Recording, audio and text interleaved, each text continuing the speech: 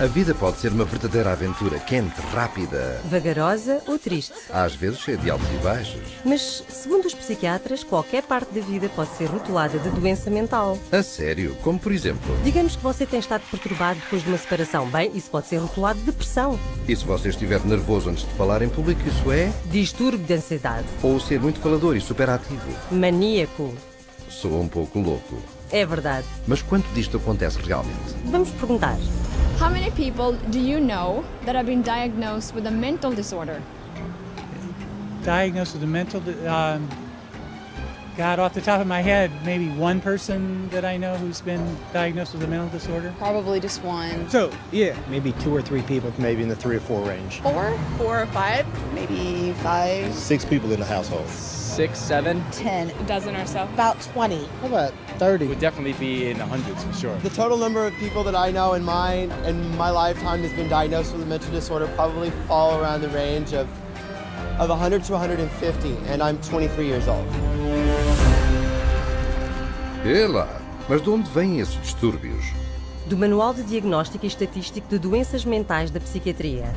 São 943 páginas e cobrem tudo desde depressão, ansiedade e gaguejo, vício de cigarros, medo de aranhas, pesadelos, dificuldades com matemática e distúrbio de infância, todas reinterpretadas e falsamente rotuladas de doença mental. Mas algumas pessoas têm problemas sérios na vida. Certo? Mas os psiquiatras reduzem isso a algo de mal, como o seu cérebro. Então deixem-me entender isto. Os psiquiatras têm um livro de problemas de vida reinterpretados como distúrbios mentais? Sim. É lá, deve estar bem baseado na ciência. Pensar-se-ia que sim, mas não está. Numa das suas recentes convenções, os psiquiatras admitiram-no. Ouça esta. DSM is made up by committees of men who have political opinion, and women too, who have biases and political opinions. And so there isn't nearly as much science in DSM as there ought to be. Like in the previous one, people had a meeting in the bathroom and they decided that something should be in there, and then they would go and propose it to the whole committee. You have this kind of lumping together of several observations, and when you get enough of them in one tent, you got a diagnosis. DSM system is not the real system of the diagnosis. A lot of the disorders that are in there haven't necessarily been rigorously validated. It's just the best tool that we have available, but it is not perfect. It's so useless that if you give me a patient and the DSM, I'll make at least 20 diagnoses on the same patient. You have to take it with a grain of salt anyway. It's actually getting more and more complicated. We're left with diagnosing things on the basis of checklists and questionnaires, which leaves us sort of out of, as you said, the rest of medicine because we don't have a biological test. Incrível. A falta de ciência no DSM é de facto um segredo aberto. Eis o que alguns profissionais têm a dizer sobre isso. The DSM is a sham. It's been described as a house of cards. Why? Because the diagnoses are theoretical. They're not based on scientific measurements. It's sort of a shaky level built on another shaky level, built on another shaky level. It is flimsy and that it is easily collapsible under the scrutiny of critical thinking. If you just pull one little fragment of the reasoning aside and questioning thoroughly, you will find it doesn't stand up, and then that means that the whole organism collapses because you've got some wrong premises in there somewhere. In fact, they're all over the place. It is indeed a house of cards because it's predicated on not a solid structure. It is built to create an apparently legitimate edifice, which results in a diagnosis. But any serious inquiry will show it to be illegitimate.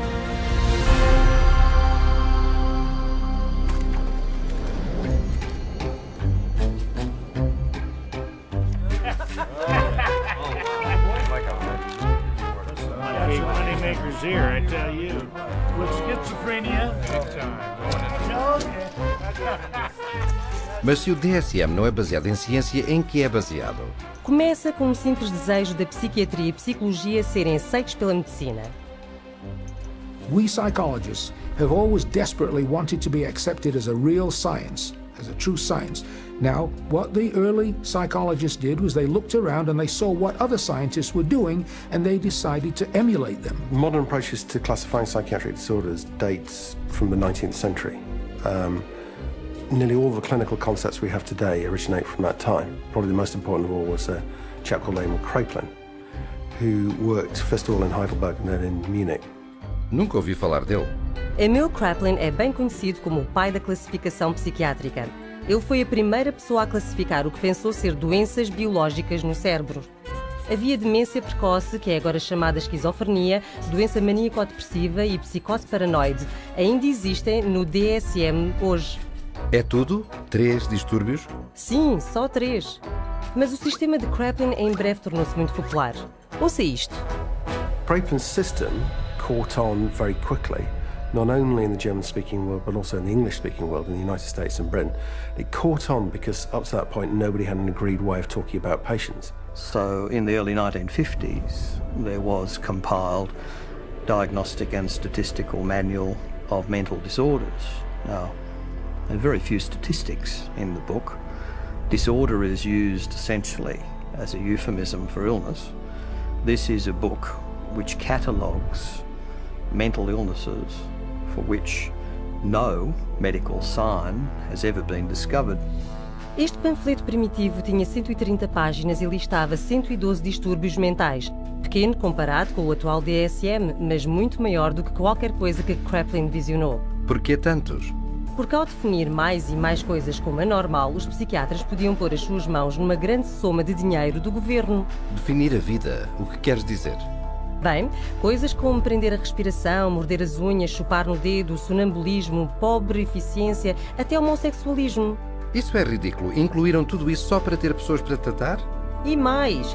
Então, a segunda versão do DSM-2 apareceu em 1968 e expandiu-se para 178 distúrbios, de novo para agarrar mais dinheiro do seguro do governo.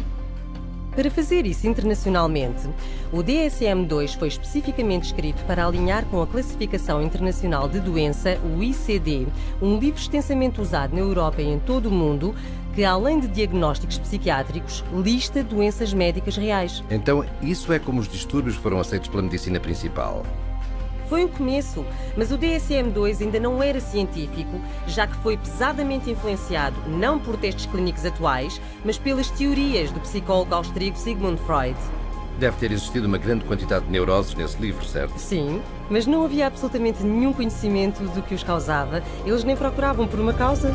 Inclusion of a disorder in the classification does not require that there be knowledge about its etiology. So in other words, to make a diagnosis, you really don't need to bother with cause and effect. You don't need to know what causes the condition. Espera lá, se o DSM não diz o que causa os distúrbios mentais, como é que os psiquiatras descobrem-nos? A resposta poderá surpreendê-lo. New diseases are being invented all the time, and I want to emphasize the word invented, because when it comes to psychiatry, mental illnesses are not discovered, they're invented. The way the system works in terms of diagnosis is that every few years a group of psychiatrists and psychologists sit around in a room and vote on new diagnoses. Isto é ciência? Não posso crer. Não se preocupe, não é o único. The diseases are voted on? What do you mean? Did you say, are they voted into existence? Are voted? As in created. Oh, man. I think that's kind of ridiculous. It's crazy that you would vote. I definitely don't agree. I don't agree with it at all. Mental disorders should be based on scientific research. I have been led to believe that it's all based on medicine and science. So I'm kind of shocked to find that out. Eu também. Há mais. Não só os distúrbios mentais são votados para inclusão no DSM, como também são votados para exclusão. Por exemplo, homossexualismo. Listado no DSM 1 e 2 como doença mental. Eis como o editor-chefe do DSM-3, Robert Spitzer, explicou. I came up with a definition in 1973 that made it possible to argue that homosexuality was not a mental disorder.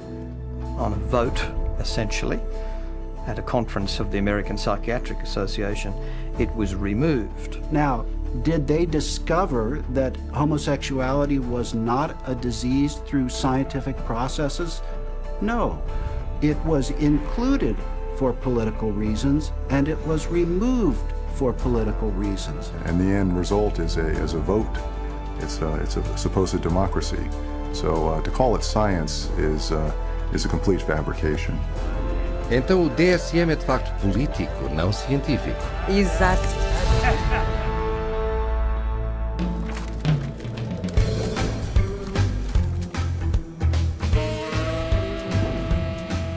Pensei que os psiquiatras queriam ser vistos como médicos, Tem razão. É por isso que fizeram o seu manual parecer muito mais científico. o que não era. Então o que fizeram? Eles decidiram que a próxima edição do DSM ia ser completamente diferente.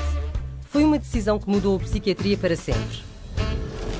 If you roll the clock forward to the 1970s in the United States, basically at that time psychiatry was in very poor shape for a number of reasons. First of all, it was held in very low regard by other members of the medical profession. So psychiatry was the sort of thing you did if you couldn't succeed in any other area of medicine. And people such as Robert Spitzer in America made it very clear that the time had come essentially for psychiatrists, being doctors of medicine, to practice medicine. So if a psychiatrist was spending a lot of time dealing with people who were anxious, depressed, these dilemmas, these problems in living now essentially had to be redefined. And they were redefined as medical conditions. And their solution to this was to come up with a manual which defined psychiatric disorders more carefully. So, hence, we have DSM-3, which is the third edition, which is published in 1980. Sob Spitzer, os psiquiatras que editaram o DSM-3 tiraram a psicologia freudiana e decretaram que dali em diante os diagnósticos da psiquiatria eram puramente biológicos. Então finalmente tornaram-se científicos. Não de todo. Na verdade, a disputa política sobre que distúrbios introduzir ou não no DSM-3 foi ainda mais ridícula. Eis o que um psiquiatra disse sobre isso. They would squeeze into a room which was about half the size of this one. It was much too small. And Bob would raise a provocative question, and people would shout out their opinions from all sides of the room. And whoever shouted loudest tended to be heard. My own impression is it was more like a tobacco auction than a sort of conference. E eis o que outro membro do painel do DSM disse. The low level of intellectual effort was shocking. Diagnoses were developed by majority vote on the level we would use to choose a restaurant. You feel like Italian, I feel like Chinese, so let's go to a cafeteria. Then it's typed into the computer. It may reflect on our naivete, but it was our belief that there would be an attempt to look at things scientifically. Soa como se tivesse um manual diagnóstico que parecia mais científico, mas não tinha mais ciência do que antes. Entretanto, o número de distúrbios mentais no DSM-3 aumentou até 259. Mas para vender a ideia que a psiquiatria era uma verdadeira ciência médica, eles tinham que tecê-la com teoria que soasse científica. But with DSM-3 from 1980 on, there was the progressive medicalisation of psychiatry, and the notion of chemical imbalance was invented and essentially took hold. E lá, químico o quê? Teoria de desequilíbrio químico. Foi sugerida em 1965 para explicar como a depressão poderia ser causada por um desequilíbrio químico do cérebro. Gostava de ouvir. Joseph Schildkraut teorizou que, como as drogas psiquiátricas alteram níveis de substâncias químicas, então a doença mental deve ser causada por demasiado ou poucas delas. Não é retrógrado? Realmente é. É como dizer que, porque a aspirina para uma dor de cabeça, essa dor de cabeça é causada pela deficiência de aspirina. Estou a ver o que quer dizer.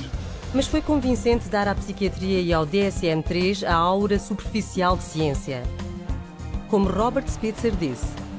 Psychiatry felt now, gee, we're more scientific, we're part of medicine. Então funcionou. Sim, e desde então, os psiquiatras e a indústria farmacêutica promoveram esta teoria de desequilíbrio químico aos médicos e ao público.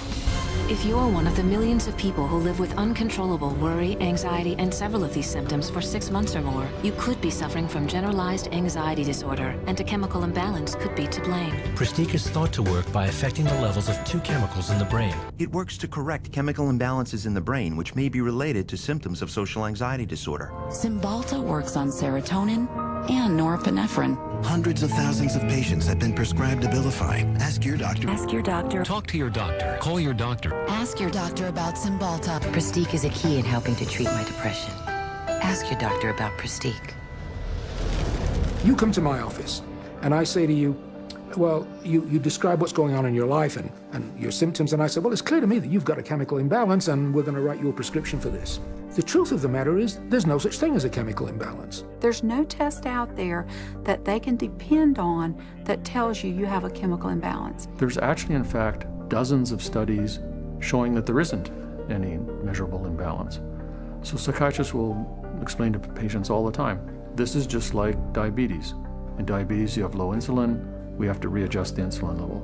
In depression, you have low serotonin, we have to readjust the serotonin level. But actually, we have already proven that there's nothing wrong with serotonin levels. It's completely a myth, disproven by our own evidence. I had a psychiatrist. He said that, in his professional opinion, this child had ADHD, a chemical imbalance of the brain. And when he was questioned on the witness stand as an expert witness for the state, he was asked if they had done an MRI. He said no. He was questioned if they had done a CAT scan. He said no.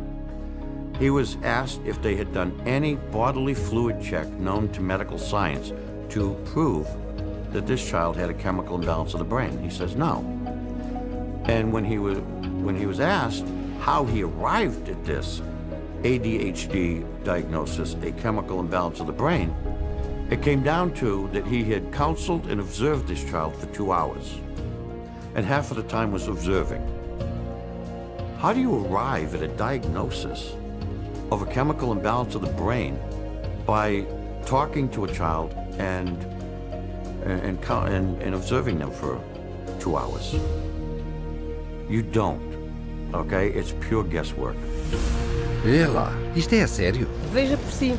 Uma pessoa com uma câmara oculta foi a diferentes psiquiatras pedindo-lhes para ser testada quanto a uma doença mental. Of any scientific test? Not that I'm prepared to do this time. So you getting that I have adjustment, what do we have? Adjustment disorder, mixed emotional features. It just means situational stress. Right, it's a formal diagnosis. But I'm saying, just where do you get that from? I take you at face value. In terms of diagnosis, there's no way that I can x-ray or project or So it's very hard to have an effective measure, because whatever's going wrong, it's happening in there, and we just can't go in and open up, somebody's skull and scoop something out to measure. Right now, we don't have an X-ray or a blood test. That doesn't mean that the diagnosis is not clear. The diagnosis is for insurance, and I'm not really trying to think too much in terms of diagnosis. I don't really see that as my main job here, to make a diagnosis, except to give something to the insurance that's reasonably accurate. But we don't even really know what's going wrong in the brain. So all the things that we found were found by accident. Estou estupefacto. O diagnóstico psiquiátrico é baseado puramente em opinião individual. Não importa o que façam, eles estão errados. A BBC da Grã-Bretanha mostrou um programa onde 10 voluntários, 5 considerados mentalmente doentes, foram observados por 3 peritos de saúde mental para determinar quem era quem. Epa. Veja isto. We think that it's likely that you've had a history of bipolar disorder. Is that correct? You're wrong. Okay. We've come to the conclusion that at some time you've been diagnosed with a mood disorder. You're wrong. We were wondering whether at some point in your life maybe that you had suffered from a significant psychiatric problem of some kind or other. No. Not at all? You are wrong. All right, okay. 3 wrong diagnoses in a row. After a whole week of observation, the panel have identified just 2 out of 5 disorders. Lá se vai a ciência.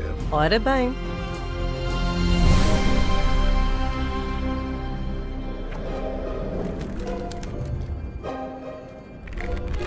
Okay, time in.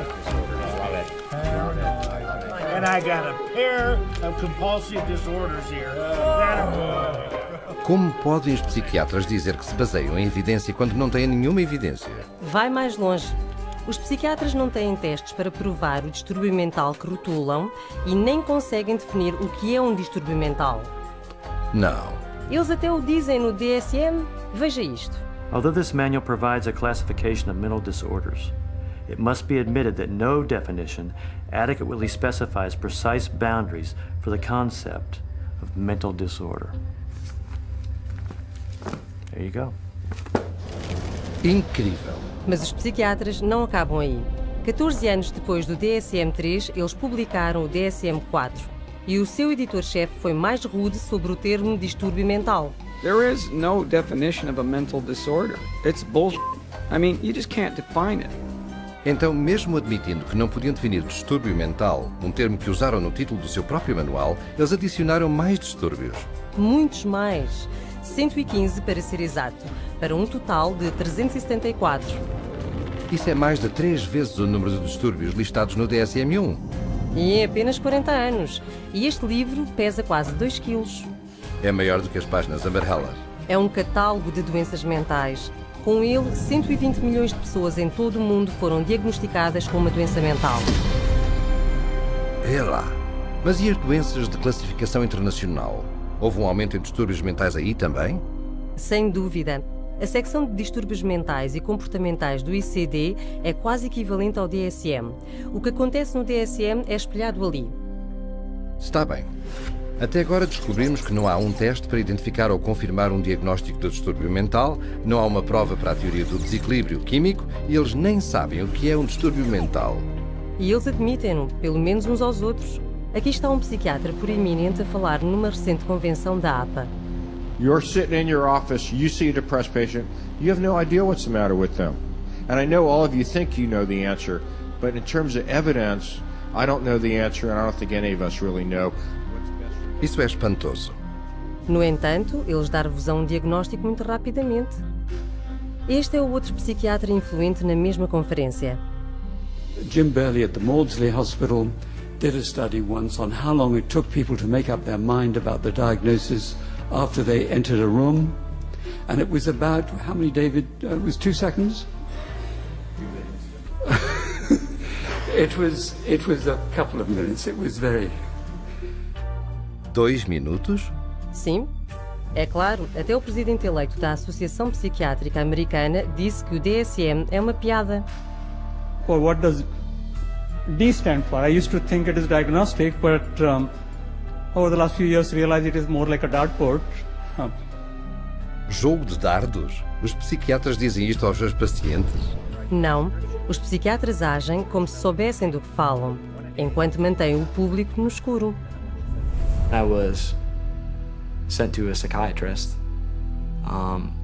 who saw me again for maybe about 15 minutes, talked to me how I was doing at 7 years old, and I left with a prescription for Ritalin. Probably within the first 15 minutes, he diagnosed me with having an anxiety disorder and put me on prescription medication. The amount of time it took for the diagnosis was, I'd say, probably within 10 minutes I was diagnosed with anxiety, with depression, within 10 minutes of speaking to the psychiatrist, and I was put on those drugs immediately. I received numerous different diagnoses from different doctors, and each one gave me a different drug. I didn't have to undergo any tests. I didn't even have to sit there and I didn't have to ask any questions. It was just, that's what you've got. And this is the drug. They really didn't talk to me. They were always talking and questioning my mother.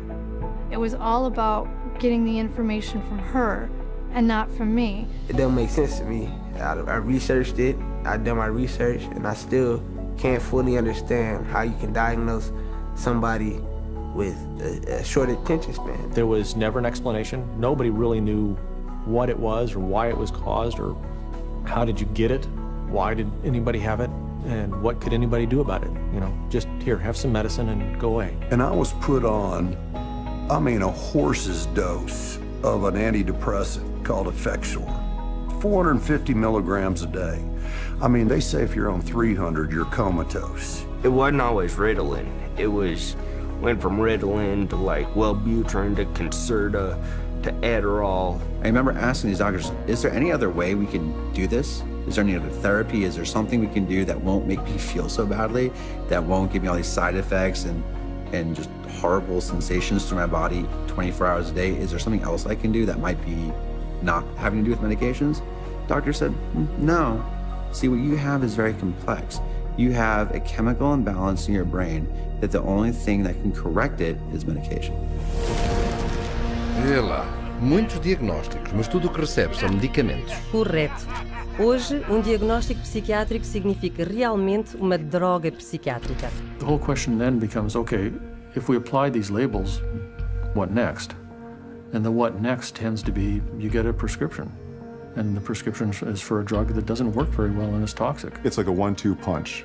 The number one of the 1-2 punch is the diagnostic manual. You've got all these disorders to choose from. The two is the treatment. So you've got the diagnostic manual in place, you've got a machinery in place, and then you've got this treatment that is there for the taking. For everything you can think of that might seem to be odd behavior, the psychiatry field has a name for it. And then for every name of every diagnosis you have, there's going to be pharmacology behind it, and they have a pill for it. Let me fan it out and pick a card, and there you go. Here's your label, and there's the drug that we'll give you to go along with that label. 98%, maybe 99% of people will get a diagnosis that justifies the use of a medication and also a follow-up appointment. Because remember, the business of medicine, the business of psychiatry is seeing patients. And the psychiatrist that tells a patient they don't have a problem and there's no medicine for that problem doesn't have a very busy practice. And that's sort of the purpose of the DSM-345, to provide a diagnosis that can be given a drug for that patient. It's a quick buck. You don't need to do a physical exam. You put it in the chart, it's done. Prescribe away. Lifetime patient. That's what the DSM is for. Eles dizem que o DSM apenas está ali para justificar o tratamento da droga? Eu sei que sim. Vê lá.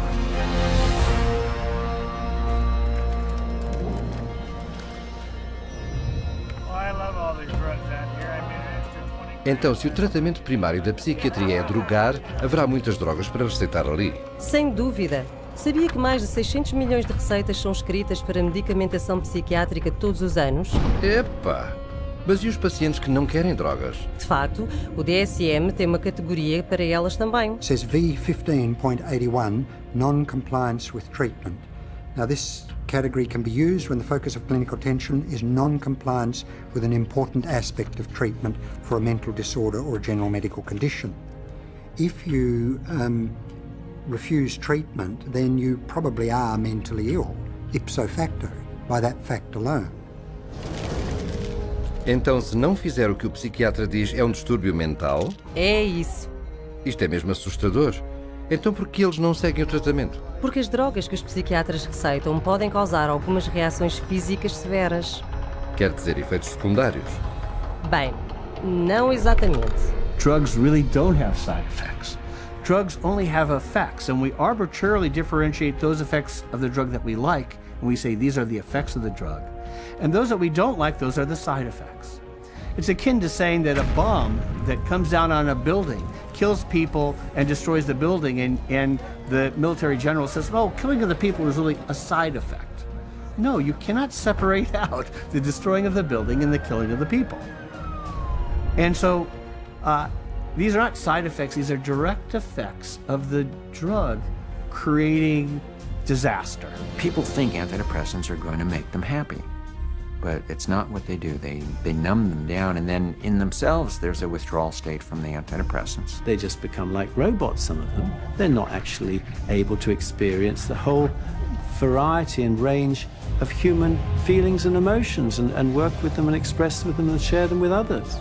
Because once you sort of put somebody on a heavy dose psychotic drug, I mean, you're just dehumanizing them. These are very potent, very toxic medicines, cause on themselves diabetes, high cholesterol, cause what's called a metabolic syndrome, truncal obesity, premature hardening of the arteries. They affect the heart and the lungs and the kidneys, and you never know exactly what to expect. Most psychotropic drugs lead to massive weight gain. Some of them, like olanzapine, for example, can lead to weight gains of 25, 30, even 40 kilos in a year or two, and that is serious. One of the side effects is it affects your sexual performance abilities. In people who are on a lot of medication, they're just totally unable to detoxify through their liver, and then other functions of the body shut down one by one. These drugs have on their labels may increase risk of suicide and homicide in people who take them, just like a carton of cigarettes has to say may be hazardous to your health. And there's cases where many people who commit suicide or commit acts of violence are on these medications, which definitely has this type of side effect. You look at the side effect profile is identical to what they're trying to treat, and in some cases worse, and especially in the instance of suicide, then you can see that it's an extremely treacherous area with very, very little actual science behind it. Está a brincar? Estas são drogas perigosas. Sim, e tem havido milhares, talvez mesmo milhões de vítimas que vieram à psiquiatria para receber ajuda, mas receberam drogas que as destruíram. Pessoas como Candace a tomar Zoloft por sentir-se nervosa antes dos testes. Steven cometeu suicídio 19 dias a tomar Prozac. Julie, a planear entrar na universidade, enforcou-se depois de 7 dias a tomar Zoloft. Matthew tinha 13 anos quando se enforcou. Matt, 21 anos, numa combinação de drogas psiquiátricas. Caitlin, em Zoloft e Trazodone. Beth, em Paxil devido a problemas de sono. Matt, depois de começar a tomar Lexapro. Charles, a tomar Clozaril. Caitlin, de 12 anos. Megan, Aaron... Espera, isto é insano. Está a dizer-me que todas estas pessoas que se mataram têm estado a tomar drogas psiquiátricas? Sim, cerca de 42 mil mortes num ano estiveram ligadas a drogas psiquiátricas, quer seja por homicídio ou suicídio. São mais de 3 mil pessoas por mês. Eles devem tirar estas drogas do mercado. Sem dúvida que sim, mas porque estas drogas são de longe o principal tratamento que os psiquiatras oferecem aos seus pacientes, eles menosprezam os riscos. E os seus pacientes pagam o preço. When you get on the psychiatric drugs, you feel just like you don't really want to live anymore. Like just depressed all the time, and you feel sad. You don't feel like you're in your own skin. It almost feels like you just want to come out of your skin all the time. I'd get really bad headaches, I'd start shaking, I wouldn't sleep very well, I'd have nightmares. I had started shaking really bad and it was like uncontrollable, you know, and it's like, I don't understand why I shake so much. It brought on the symptoms that I was trying to escape from, very severe. I'd go through spells where I'd just be completely just dead. There would not be me there. I'd just be standing there and there would be nothing. I think we all have emotions, happy, sad, you know, situational emotions in life, and it didn't allow me to experience them. You don't experience tears, you don't experience a lot of laughter. It just makes life real flatline. I described to a friend of mine as like waking up in a manila folder and it's a cloudy day. Everything is boring, unmemorable, unspecial. It changed me. It changed who I was. It changed the essence of my personality. You know, it just started making me worse. And I got in such bad fights with my brother. I scratched his face up and, you know, stuff like that. I started to experience suicidal ideations almost immediately. And I had never had any feeling like that before. I remember when I was at home one day, I had taken my medication and I thought about killing myself, and I got really scared, so I ran to my brother and I told him, and he just held me and told me not to give up and to just keep trying. And I actually thought that's maybe the one thing that I do have control over, that I could, you know, I could off myself, and I would be out of this roller coaster of an existence. I have been raped.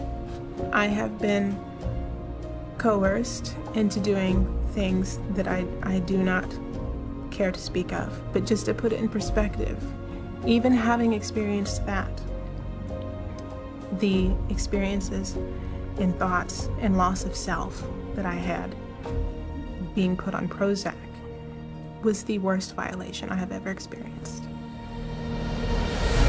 Não tenho palavras. As pessoas nem sabem o que estas drogas fazem porque confiam no seu psiquiatra. Não só isso. Estudos recentes mostraram que as drogas como antidepressivos não curam distúrbios melhor do que um placebo.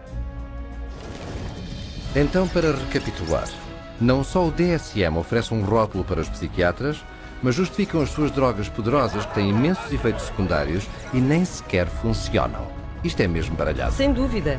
E, no entanto, ainda se agarram à ideia que podem corrigir comportamento indesejado com substâncias químicas.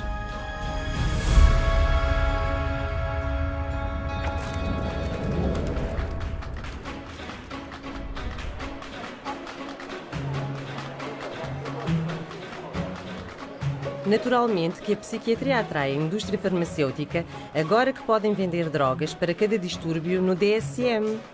Eu conheço essas campanhas de marketing, estão em todo o lado? Sim, mas se notar, eles também estão a vender os distúrbios.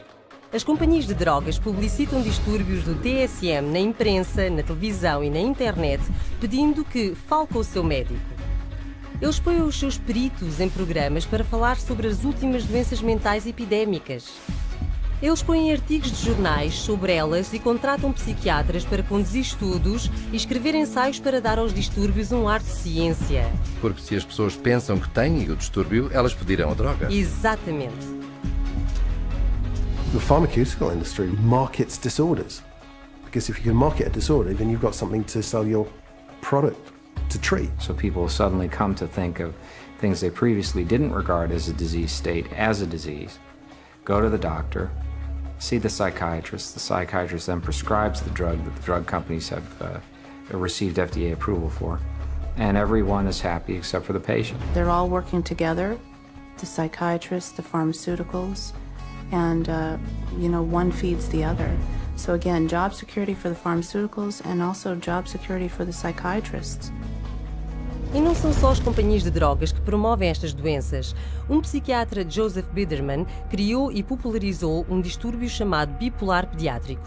Ele, de facto, disse que pode começar no momento em que a criança abre os olhos. Bipolar? Mudanças de humor? Em crianças? Infelizmente, sim. Em 9 anos, o Dr. Biderman expandiu 40 vezes o número de crianças rotuladas como bipolar. A maioria foi receitada com poderosos antipsicóticos destinados a doentes mentais mais sérios. Não fazia a mínima ideia. O psiquiatra editor do DSM-4 admitiu a responsabilidade do DSM em criar a moda bipolar infantil. Well, we learned some very, very painful lessons in doing DSM-4. But inadvertently, I think we helped to trigger 3 false epidemics.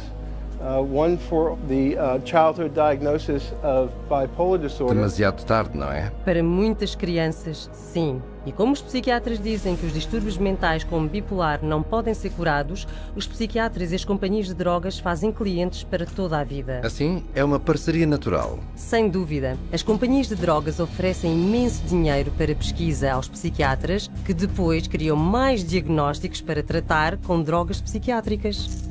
Drug companies have become increasingly dependent on mental illness diagnoses in order to maintain their profit margins. And psychiatrists and increasingly clinical psychologists are more than happy to manufacture mental illness in order to make that happen. Hence, the increase in size of the Diagnostic and Statistical Manual of Mental Disorders. The strategy is how many people we can diagnose with a particular label that would be broad enough to include a ton of people in it.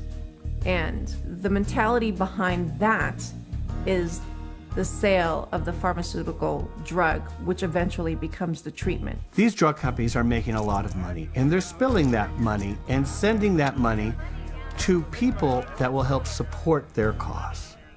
So it's not a surprise at all that they have infiltrated so many of the committees within the DSM and so much of our own medical education.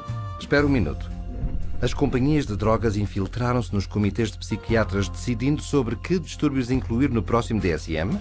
No DSM-4, 56% dos membros do comitê tinham laços financeiros pessoais com as companhias farmacêuticas, a própria indústria que lucraria com as 115 doenças mentais acrescidas votadas. Então é claro que se vê mais diagnósticos que serão tratados com drogas.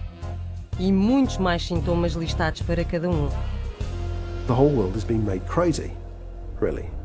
And we have these proliferation of categories which have become more and more encompassing, encroaching in ordinary everyday life. There isn't a human being on the planet who doesn't have at some point, if not several points, in a day or a week, distress. It's part of being human. But to say that because you have this distress, that you now are diseased? If you take a god man in India who wanders around with a shawl and meditates for 17 hours a day, drinks rainwater and engages in some kind of spiritual or religious discipline or practice where he might roll on the ground for 100 miles to a holy place, people there don't persecute those individuals. They accept them as people engaged in religious practices. But here, if you took those same individuals in India and you had them walk across a campus in America, they would immediately be arrested and put into a psychiatric facility because they're manifesting psychosis. This varies by culture. What do we want to straitjacket everybody? Is everyone going to be the same? What about people that do have a little bit odd behavior? Is a little odd behavior bad or dangerous? It's just different. You want this thing to cover, all manner of aberrant human behavior. So if you can cover every bit of it, then you're going to have the best chance possible to a billable unit of service. E caso alguém não se encaixe nas suas categorias, há mais uma em que se pode encaixar. Naturalmente. This is number 301.9. 312.9. 292.9. Bipolar disorder, not otherwise specified. Gender identity disorder, not otherwise specified. Disorder of infancy, childhood, or adolescence, not otherwise specified. Not otherwise specified. What the hell does that say? They don't know. It's kind of like a catch-all. It's the garbage can for the leftovers. There's even a box for people that don't fit in the other boxes. To me, it's insane. This is like rubbish to me. This is scary to me. This is hackery, quackery, dockery. Isso é má ciência, se as suas categorias são tão fracas que precisam de uma categoria para apanhar todas as peças perdidas. Sim, como o ADHD não especificado, distúrbio alimentar não especificado, distúrbio do humor não especificado. You can always use the NOS, the not otherwise specified diagnosis, and that's a billable service. Not otherwise specified means that you're sort of at sea to some extent on the exact diagnosis, meaning it doesn't fit into any of the categories you've established. Unspecified mental disorder. You see, that's considered a disorder. Having nothing wrong with you is now a disorder. That's what this says. Can you believe it? Não posso crer. Existe uma categoria chamada distúrbio mental não especificado? Como em não estamos a descrevê-lo para si, isso também é uma doença mental? Fica ainda mais louco. De acordo com o DSM, também poderia ser diagnosticado com um distúrbio mental que nem sequer é listado. Está a brincar. Ouça esta. These diagnostic criteria and the DSM-4 classification of mental disorders reflect a consensus of current formulations of evolving knowledge in our field. They do not encompass, however, all the conditions for which people may be treated or that may be appropriate topics for research efforts. It's even in the language of the introduction, it's basically saying we're trying to have a diagnosis to cover all the bases of anything that somebody could come in complaining about, which is, again, entirely backwards from how medical diagnoses are come to. Este DSM não é minimamente medicina. Não, é puro marketing.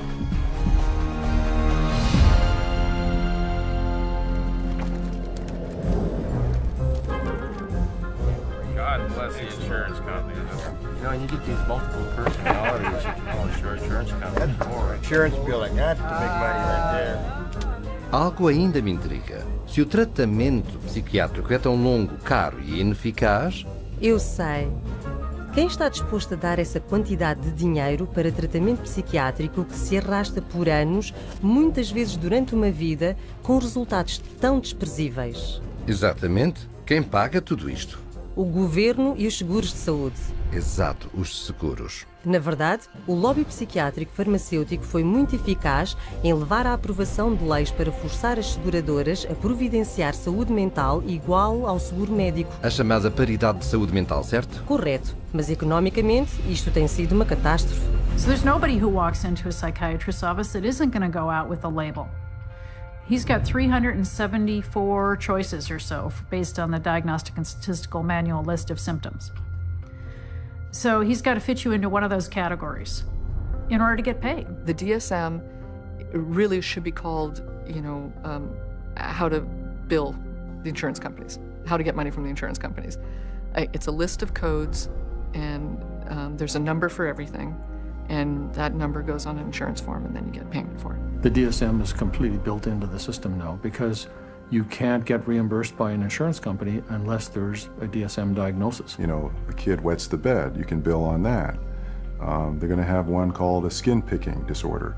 You pick your skin, you can diagnose and bill on that. You can always find a diagnosis and you'll always be able to bill. A psychiatrist or a psychologist can go through their book now and find a diagnosis code for just about anything. Everybody would fall into something that they could put a diagnosis on and fraud insurance companies. Que fraude! Tem razão. Todos os anos a indústria psiquiátrica usa o DSM para receber 100 mil milhões de dólares do governo e seguradoras privadas. E isso é só um país. Agora estou a ver o quanto o DSM aumentou os custos do tratamento médico. Eu sei. A média da conta de seguros dos psiquiatras é o dobro do tratamento médico geral. E isso sobe o que se tem de pagar às seguradoras. Certo. E desperdiça impostos também. O programa de seguros de saúde mental do Texas foi quase à falência por uma classe de drogas psiquiátricas muito caras, normalmente receitadas por distúrbio bipolar. É lá, isso são muitas drogas. Claro que são. E ainda por cima, dado que os diagnósticos do DSM são tão arbitrários, outro enorme e custoso problema é a fraude de seguros. Hospitais psiquiátricos privados foram apanhados a passarem-se por clínicas de emagrecimento para atrair pessoas. Come with me. Pagando a recrutadores $3 mil por cabeça para trazer pacientes segurados pelo governo. How many more you got coming? A bunch. E a manter os pacientes internados até a cobertura de seguros esgotar.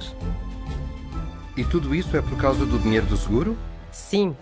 E assim que os pacientes estejam admitidos, pode-se buscar qualquer diagnóstico do DSM para justificar o tratamento. Veja esta filmagem oculta de alguém fazendo-se passar por funcionário de um manicômio. I'll say patient display. That's how my opening is always a classic. Patient display. He's sort of, what do you think? You think he's, I thought, I've interacted with him a lot. I thought he's always appropriate. He's always... But under behavior, what's some good words in here? He's not negative. He's sort of intrusive a little bit. Not really. He doesn't push limits anymore.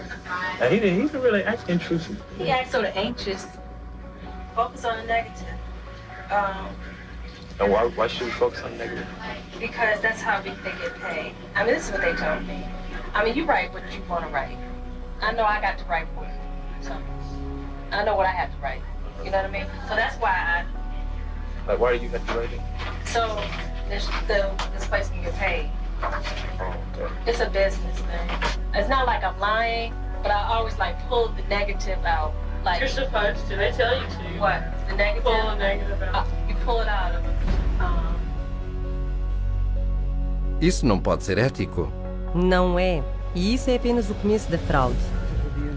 Os psiquiatras também foram apanhados a cobrar as companhias de seguros por ouvir música, ver televisão ou jogar bingo, cobrar por serviços de despertar, bilhetes de teatro ou viagens, ou por dizer tratar de pessoas na prisão, em coma ou mesmo mortas.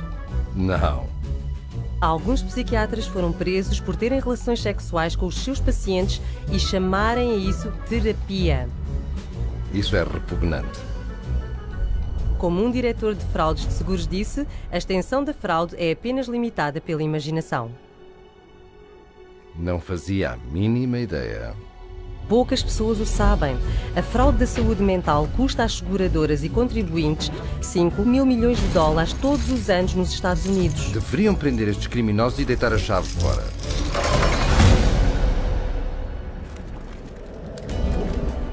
It's the Diagnostic and Statistical Manual of Mental Disorders, the third edition. Será que mencionei que a psiquiatria também tem sido muito bem sucedida em usar o DSM para infiltrar o nosso sistema de tribunais? Os tribunais também? Sim. The clinical diagnosis of a DSM-4 mental disorder is not sufficient to establish the existence for legal purposes of a mental disorder. That's a very interesting point. Basically, what the authors are saying here is that the material in the DSM has no utility in the courtroom in deciding guilt or innocence. It should not be used in courtrooms as part of the legal process. Espera lá. Mas o DSM não declara que não pode ser usado para estabelecer distúrbio mental num tribunal de lei? Precisamente. E, no entanto, é usada a toda a hora. Sim, como a defesa por insanidade. E por disputas de custódia, compromissos civis, regulação de testamentos. Eu li sobre psiquiatras a aparecer em tribunal em laudos opostos do mesmo caso, ambos usando o DSM e aceitos pelo tribunal como testemunhas peritas. There was no evidence, as far as I could see, for psychosis or delusions. Because he's suffering from narcissistic personality disorder and a delusional disorder, grandiose. Uma contradição total. Nem sempre foi assim. In the beginning of the 20th century, a psychiatrist in a courtroom would be laughed out of the courtroom by and large. Today, it's commonly accepted testimony as long as it's in accord with the DSM. The danger in using the DSM in a court setting is that you're using a vocabulary that the judge or the jury doesn't fully understand. They are, by concocting these psychobabble words, it makes it seem like there's something there that may not be there. The courts have allowed all this junk science to come into the courts, and they've made case law on it. And once the case law is made, we're stuck with it until it gets overridden. They come in with tests, they come in with their diagnostic categories from the DSM, and they say, we've done tests, we've determined that this person has this numbered malady, and therefore they do.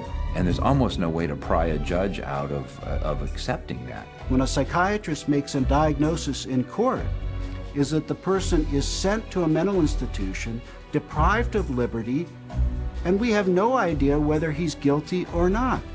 Alguém é involuntariamente internado numa instituição psiquiátrica a cada 40 segundos, com base nos diagnósticos do DSM. Isso está tão errado. E qualquer pessoa, em qualquer altura, pode perder tudo devido à opinião de um psiquiatra. Ouça isto. I went to a stop smoking course at Vanderbilt. And the doctor, the lady that ran the program said that she goes, we need to get you on a stop smoking medication. So she prescribed me Zyban. Well, after the fact, I find out that Zyban is nothing but this really powerful antidepressant called Wellbutrin. Yeah, I stopped smoking, but I had no idea the hell. I mean, the hell. The hell's gates were being opened when I started taking Zyban. I had been clean and sober for 18 years. Just never considered that. But something about that, I started experiencing the craving to drink again, and my life fell apart. Divorce, relapse.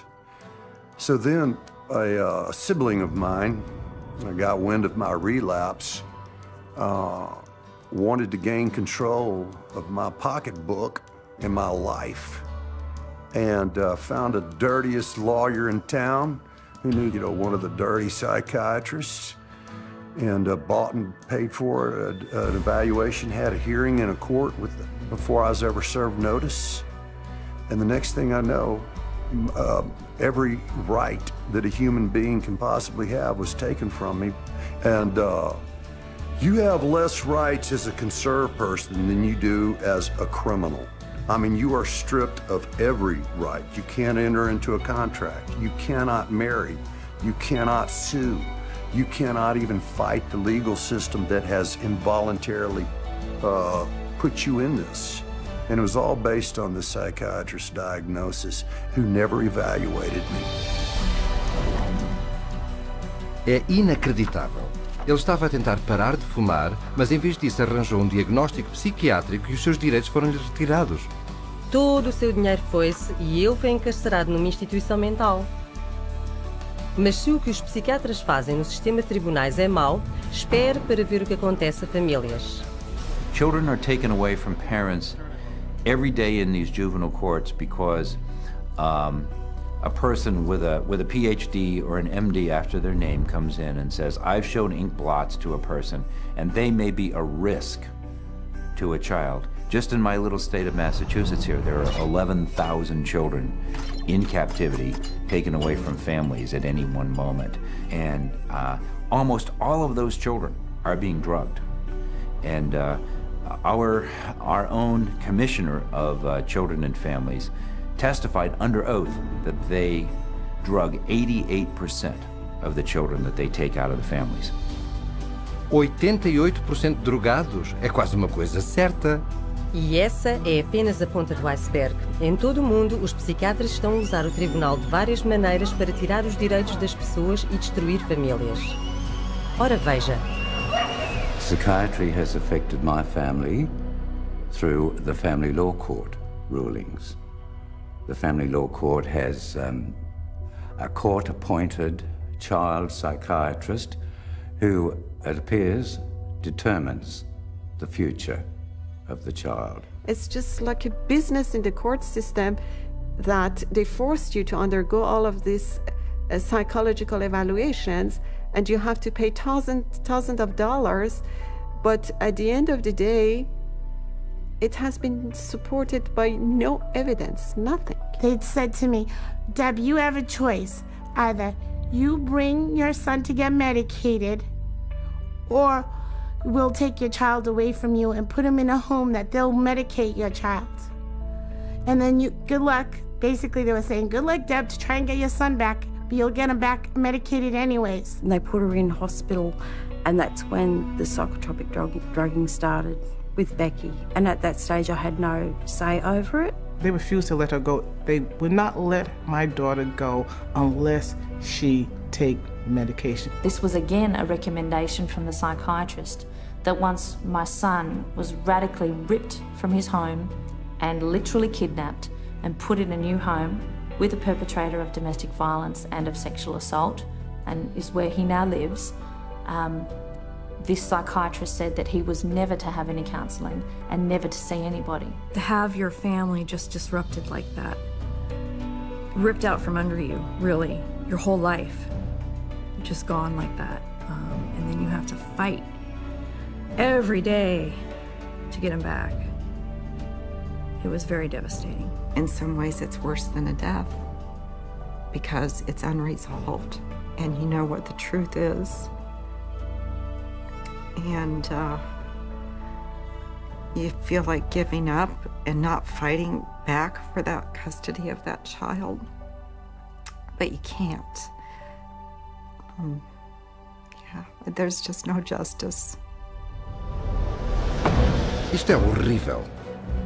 Eles estão a despedaçar famílias baseando-se em diagnósticos arbitrários nos tribunais? Exatamente. So it's unfortunate that the courts have bought into the DSM. It's unfortunate that the whole psychiatric profession is wedded to the DSM. It's unfortunate that the psychiatric profession is in bed with the drug industry, and it's unfortunate that drugs that don't work are the common prescribed drugs for all manner of conditions in children and in adults. It's the wrong way to go.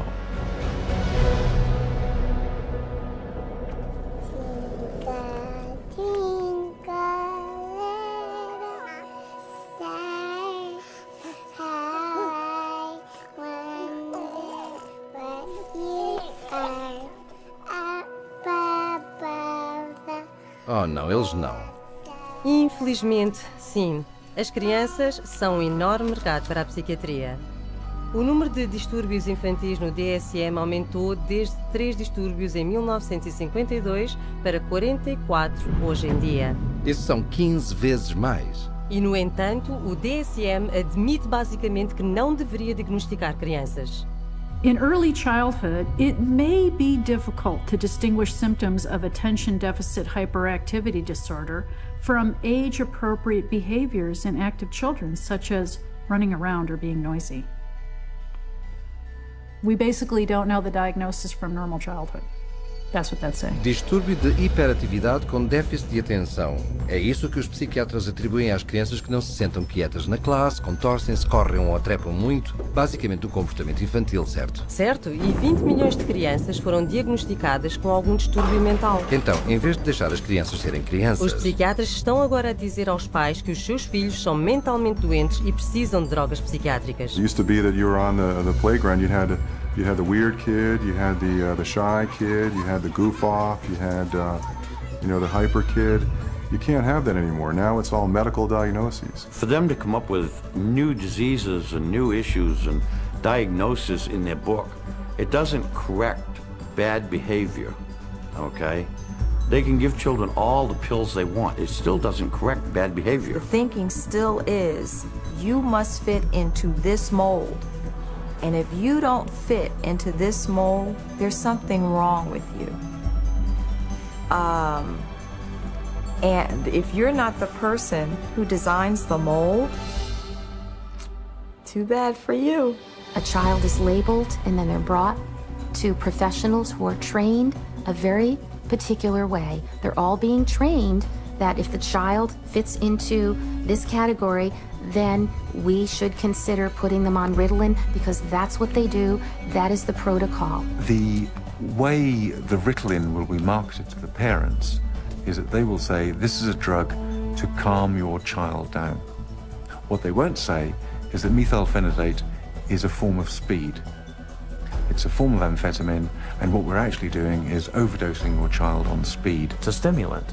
So naturally it's going to increase heart rate, increase blood pressure, and you put a kid out on a football field on a hot summer day, and his risk of having a cardiac event of some sort has just gone up. Ouvi dizer que os estimulantes dados a crianças diagnosticadas com problemas de atenção são quimicamente muito semelhantes à cocaína. Sim, e eles têm um alto potencial para abuso. Estão listados pelo governo dos Estados Unidos na mesma categoria da morfina, ópio e metanfetamina. Então quem é que os psiquiatras vão drogar a seguir? Bebés? Exatamente. Eles estão a usar o que chamam de diagnóstico de classificação 0 a 3 ou DC-03. É um mini DSM para bebés e crianças de 1 a 3 anos. Ouça esta. We already targeted our school children with ADHD and bipolar. That's already done. That was done 20 years ago.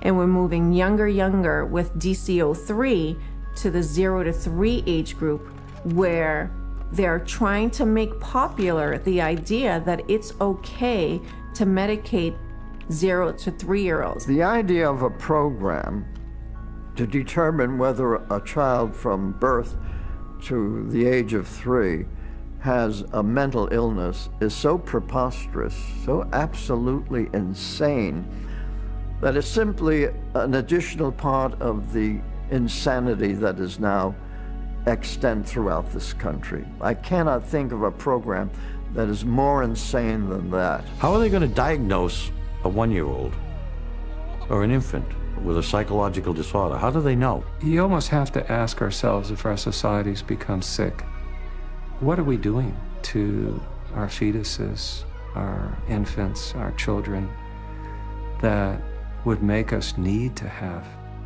psychiatric medications? We're rolling dice with life. We're rolling dice with our children who can't even discuss it with anybody. They have no control. They are the helpless victims, and the ones who are supposed to protect them and care aren't armed with the facts. Se os pais soubessem tudo isso, eles estariam furiosos. Pode crer que estariam, mas cuidado, porque o DSM também diz que pode apanhar uma doença psiquiátrica do seu filho. Deve estar a brincar. Está no DSM.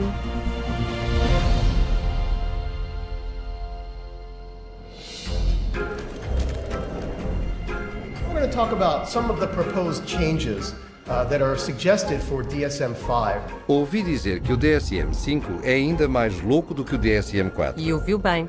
You've got 374 named diagnoses in DSM. Well, guess what? There's going to be more in DSM-5. Why do we all of a sudden need a fifth DSM-5? Psychiatry wanted to broaden the horizons of mental health problems, of disorders. They wanted to stretch the disorders so it would encompass more. And to do that, they're going to add more diagnoses. We need more diagnoses like we need a hole in the head, really. They're not serving a purpose for mankind, all these diagnoses. They're almost laughable, some of the diagnoses. Risíveis? A sério? Bem, eles estão a falar sobre distúrbio de armazenar para pessoas que não deitam coisas fora. Persistent difficulty discarding or parting with personal possessions. Distúrbio alimentar para pessoas que comem frequentemente. Recurrent episodes of binge eating. E existe o distúrbio de coçar a pele. So it's recurrent skin picking resulting in skin lesions. Isso é um distúrbio mental? E para as crianças, existe um novo distúrbio que irá abarcar ainda mais crianças cujas birras ainda não são consideradas bipolares. They've created temper dysregulation disorder to seem a little bit more mild of the condition and include a lot of the younger population in terms of that diagnosis. And what it essentially does, it just broadens bipolar disorder into a whole other new category. And where they don't fit into bipolar, now they can fit into this other diagnosing criteria. Então a rede está a ficar cada vez maior. Maior do que imagina. Até estão a considerar adicionar um rótulo para pessoas que passam muito tempo no computador. Internet addiction diagnosis. It's another example of, just taking something going on in the popular culture that's, pretty widespread, and then finding a way to pathologize it. I know people personally that spend 12, 13, 14 hours a day on the internet or social networking groups like Facebook. So there is something going on there. But is it a condition that we need to then label and drug? Absolutely not. Isso é risível. Sim, até que considere que na China o governo já estabeleceu clínicas psiquiátricas para tratar adolescentes por, cito, uso problemático de computador, às vezes a usar choque elétrico para curá-los. Não. E se pensa que isso é mau, existe mais uma inclusão proposta no próximo DSM que é verdadeiramente arrepiante. Fica pior. Este leva ao diagnóstico de doença mental um passo mais adiante. Síndrome de risco de psicose. Mais recentemente com um título complicado de Síndrome de sintomas psicóticos atenuados. Mas que palavrão! E o que significa? A really scary thing that's coming on the horizon is to come up with a whole bunch of diagnoses in there that are looking at people who currently are mentally well adjusted but have a risk of developing a mental illness in the future. They're still thinking they can define well before the symptoms develop the risk of a person developing a major mental disorder without any biochemical, biological or genetic tests or any physical test whatsoever. They don't know the cause of a mental illness. They can't treat it, they can't cure it. So how can they launch a preventative campaign for mental illness? It just logically, it falters. Espera um momento. Os psiquiatras pensam realmente que podem predizer um distúrbio algures no futuro? Vamos ouvi-los. How can psychiatrists know if you're going to have a mental disorder in the future? Again, that we don't know categorically who will develop psychiatric illness in the future. It's really hard to say, actually. I don't know if you could 100% predict for anybody. You can't forecast if one will develop a psychiatric disorder. Maybe not, or maybe yes. It's hard to predict. It's hard to predict. There's no way to predict that. Well, I don't think that nobody knows that. There's no way to tell. Nobody knows? I don't think anyone can know what's going to happen in the future. Eles não têm, obviamente, nenhuma pista. Sim, mas apesar disto, já estão a propor fazer questionários às crianças para futuras doenças mentais. Para que os possam tratar agora? Exato. I would hate to see us go into the type of society where people are locked up for what they may do in the future rather than what they actually have done. Identifying people who are pre-psychotic would be a huge industry. É lá, isso é verdadeiramente aterrador. E a parte mais louca disso, os psiquiatras ainda estão a avançar para o DSM-5 quando alguns dos seus mais influentes admitem que é completamente inútil. Any comment on DSM-5? It's of no use to us in the rest of the world. Mesmo o psiquiatra encarregue do Instituto Nacional de Saúde Mental não está entusiasmado sobre isso. I don't do DSM. I'm not involved. So, and that maybe tells you more than anything. NIMH is not involved with DSM. Então o tipo principal na maior organização psiquiátrica do governo do mundo não quer ter nada a ver com o DSM. É assim que parece. É uma farsa total.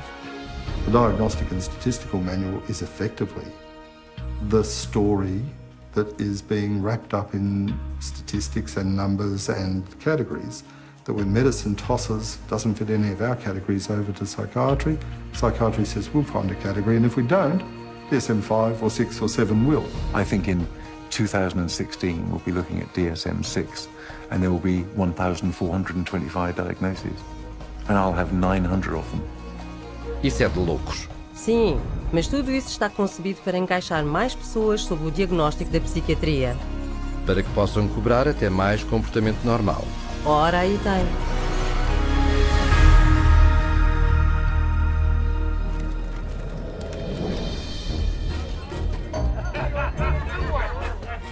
Então, se o DSM é tão desnecessário, por que é que os psiquiatras...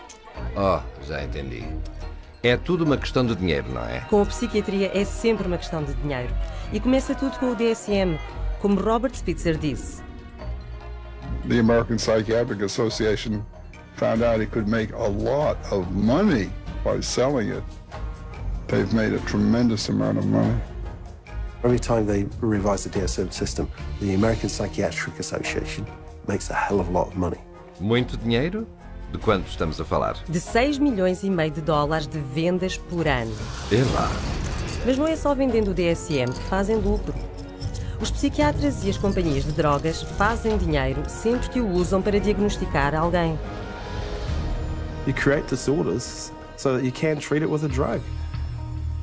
It's the ultimate money-making machine. How many people can we drug? How many labels can we put out there? How many people can we herd into these labels and feed them a drug so we can get richer, make more money? There's an inherent conflict of interest, and that conflict of interest is driven by the desire to make money. More money, more money, more money than one should expect. Huge money in the psychopharm business. If you really did the research on these diagnoses, see that 90% of them or more don't exist, they're not valid, then that's all of a sudden, all that reimbursement from insurance companies disappears. So we have to cut the money cord, as well as cutting the DSM cord if we're ever going to really succeed stopping this juggernaut from continuing. And once again, it's follow the money. And you'll get your answer every time. Isto tem sido um abrir de olhos. Vejamos, não existem testes de laboratório para um distúrbio mental que os psiquiatras nem conseguem descrever no seu próprio manual. A teoria do desequilíbrio químico é totalmente fictícia e, no entanto, as drogas que dizem equilibrar o cérebro são recetadas a pessoas de todas as idades. Sim, com 84 mil milhões de dólares por ano, com um aumento de 10 mil milhões de dólares de prémios de saúde só nos Estados Unidos. E estamos a pagar por tudo isso através de impostos de governo e faturas mais altas de seguros. É verdade. Toda a indústria psiquiátrica usa o DSM para fazer 330 mil milhões de dólares por ano. É quase 1/3 de $1 bilhão. E está a crescer. Está fora de controle. Well, the whole system is now a runaway train, but the DSM is the locomotive. And if you took the locomotive off, eventually the train would stop, because there'd be nothing more pulling it. We're losing the concept of health. Everybody is sick and everybody's got a condition and everybody needs drugs. You're going to end up with a whole society that's going to basically have to be led around by the hand. But who's going to lead them around? Because they're drugging so many of them. In psychiatry, you know in your heart of hearts that you're not really diagnosing. You know in your heart of hearts that you can't really treat what you think might be wrong. And you also know that most of what you're dealing with in the DSM is unprovable and unreliable, not a predictable indicator. So what do you have then? Boa pergunta. Nada, diria eu. E as pessoas estão a magoar-se. Sim. You're very lucky to go through psychiatry and survive. It really is as simple as that. Only when enough people rip the veneer away and show that it's just nothing more than a Hollywood set is it ever going to fall down. It would be good if all the medical professionals who are really practicing medicine and really trying to help people and based on scientific fact and what they can best do to improve the lives of others, if they would recognize, just be able to look at this fact. It's hard to look at it, but look at this fact and be ethical and be honest and clean up the profession by getting rid of this fraudulent part of it. Psychiatry. Muito bem dito. É tão óbvio. Temos de nos ver livres do DSM. É terrível para a sociedade. Eu sei. Apesar da sua fundação incrivelmente frágil, o Manual de Diagnóstico e Estatístico teve um grande impacto no nosso mundo. Nas nossas escolas, nos nossos governos... Nos nossos tribunais. E nos média militares. Eles também.